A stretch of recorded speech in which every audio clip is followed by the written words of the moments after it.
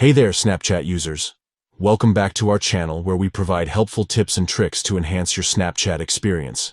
In today's video, we'll be discussing an important topic, how to report a bug in your stories on Snapchat. Reporting bugs helps the Snapchat team identify and resolve issues, ensuring a seamless stories experience for all users. So, let's jump right into the step-by-step guide. Step 1. Open the Snapchat app on your device.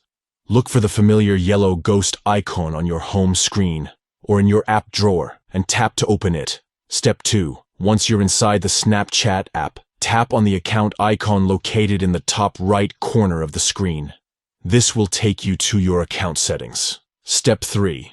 In the account settings, locate the gear icon and tap on it. This will open the Snapchat settings menu. Step 4. Within the settings menu, find the I spotted a bug option and tap on it. This is where you can report any bugs or issues you encounter. Step 5. Inside the I spotted a bug section, tap on Stories and Discover. This will allow you to report any specific bugs related to your stories. Step 6. Write a specific report detailing the bug you've encountered in your stories. Be as detailed as possible, explaining the issue, when it occurred, and any other relevant details. Step 7.